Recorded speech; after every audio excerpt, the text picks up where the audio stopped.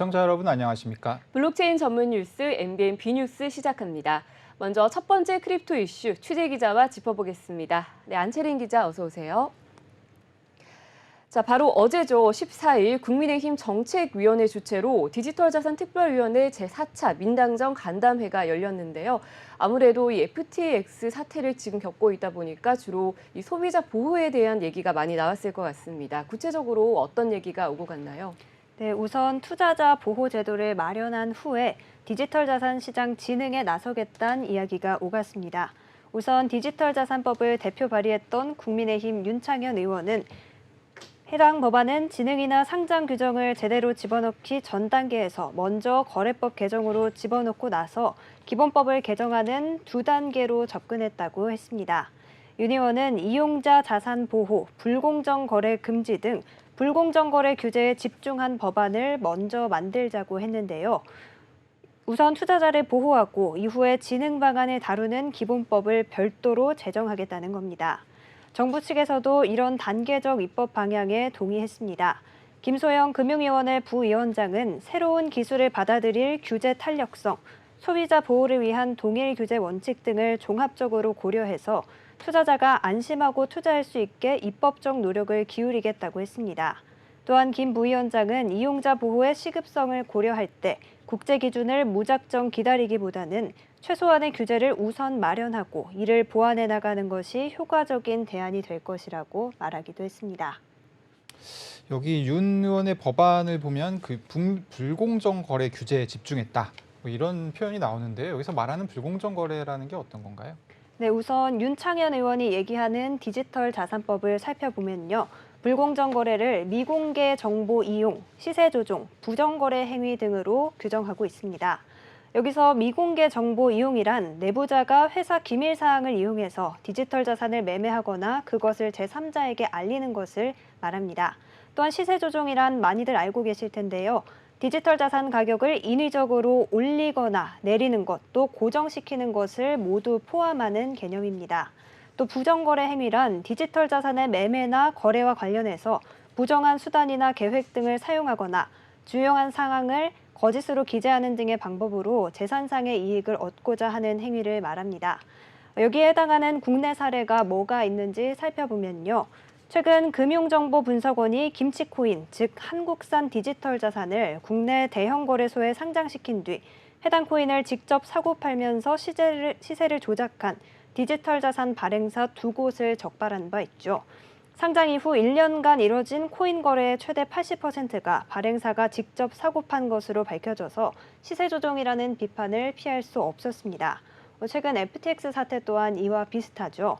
FTX가 발생한 FTT 토큰은 자회사인 알라메다 리서치가 사들여서 가격을 유지하는 비정상적인 불공정 거래가 있었다는 게 드러났습니다.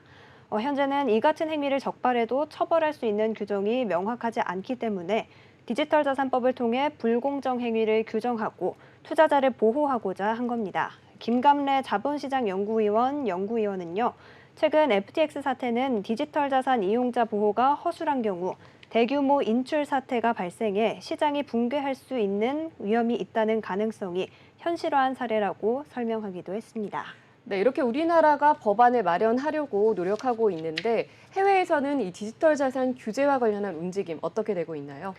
네, 김감래 연구위원은 이 자리에서 EU와 미국 등 해외 주요국이 디지털 자산 시장 기본법 제정 움직임을 서두르고 있다고 언급하기도 했습니다.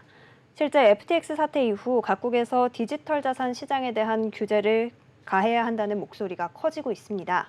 미국의 경우 연방준비제도 부의장이 디지털 자산 산업에 대한 규제 필요성을 이야기했는데요. 현지 시각 15일 레이얼 브레이너드 연준 부의장은 디지털 산업은 고도로 중앙 집중화돼 있다며 FTX 파산으로 인해 개인 투자자들의 손해로 이어지고 있다고 지적했습니다. 그러면서 디지털 자산 시장은 규제 라이선스를 따라야 하고 업계 내에 제대로 된 규제 절차가 있는지 확인하는 과정 또한 필요하다고 했습니다. 유럽의회 경제통합위원회 소속 한 의원도 디지털 자산 분야에서 리먼 브라더스 같은 사태를 예방해야 한다면서 이것이 미카 규제의 목적이라고 했는데요. 여기서 미카란 유럽연합의 디지털 자산 기본법입니다. 이유는 미카를 2024년부터 시행할 예정이라고 합니다. 현재 유럽 본회의 승인만을 앞두고 있는 상황인데요. 이 밖에도 이유는 디지털 자산 송금 규제, 디파이 감독 솔루션 연구 등 후속 작업에 나서기도 했습니다. 또한 자금 세탁이나 거래소 규제, 개인 지갑 관리 등 제반 논의도 빠르게 진전되고 있다고 합니다. 네.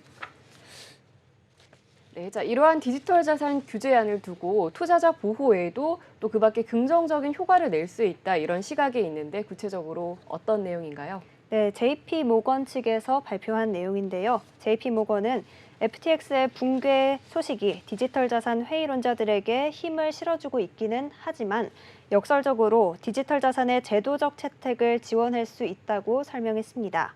JP 모건은 디지털 자산에 대한 제도적 규제를 가속화하는 것이 오히려 기관들의 디지털 자산에 대한 취급을 촉진시킬 수도 있다고 얘기한 겁니다. 네, 이번 사태를 좀 이제 긍정적으로 해석을 한 게 아닐까 싶고요. 네, 뭐 JP 모건 이렇게 얘기하고 있지만 사실 더 많은 플레이어들은 좀 우려를 많이 하고 있는 상황이죠. 네. FTX가 유동성 위기를 맞으면서 지금 거래소들이 그 투자자들에게 신뢰도를 좀 높이기 위해서 머클트리 준비금 증명이라는 행위를 하고 있어요. 이게 뭔지 좀 설명을 해주시죠. 네, 우선 머클트리란 뭔지부터 설명을 해드리겠습니다. 네. 머클트리란 블록체인에서 블록 하나에 포함된 모든 거래 정보를 요약해서 트리 형태로 표현한 데이터 구조를 말합니다. 모든 정보를 압축해서 간단하게 표현하기 때문에 블록에 기록되는 데이터를 2개씩 묶어서 거래량이 기하급수로 늘어도 특정 거래를 찾는 경로가 단순하다는 장점이 있습니다. 머클트리를 통해 준비금을 인증하기 위해서는요. 우선 중앙화 디지털 자산 거래소 데이터베이스에 기록된 사용자 계좌의 자산 해시값을 머클트리의 리프 노드에 저장을 합니다. 이후 제3자를 통해서 감사받은 리프 노드의 자산을 모든 사용자가 실시간으로 확인할 수 있게 하는 방식으로 준비금을 인증하게 되는 겁니다. 네, 머클트리 준비금 증명에 대해서 말씀을 해주셨는데 그렇다면 어떤 거래소들이 이 머클트리 준비금 증명을 준비하고 있나요? 네, 우선 바이낸스가 있을 수 있을 텐데요. 우선 지난 9일 창펑자오 바이낸스 CEO가 자신의 트위터에 모든 디지털 자산 거래소는 머클트리 준비금 증명을 해야 한다는 입장을 내놨습니다. 그러면서 바이낸스는 곧 준비금 증명 방식으로 운영을 시작할 것이라고 덧붙이기도 했는데요.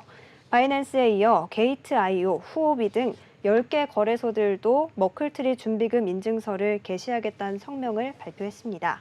또한 트론의 CEO죠. 저스틴 선도 바이낸스의 이런 제안에 화답을 했는데요.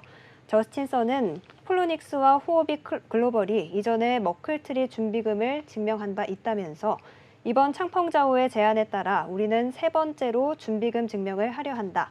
머클트리 준비금 증명은 디지털 자산 업계의 투명성을 제고하는 데 매우 중요하다고 덧붙였습니다.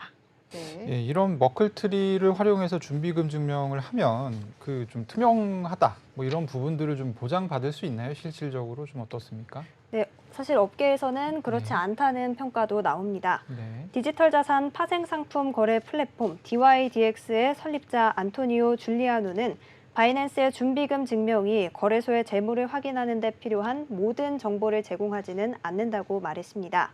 그러면서 상대가 200억 달러가 있는 지갑을 보여준다고 해서 그 사람 재산이 300억 달러가 아니라고 할 수는 없는 것과 같다면서 기업의 미지급 대출이 있는지, 기업이 어떤 계약을 체결했는지는 알 수 없다고 덧붙였습니다.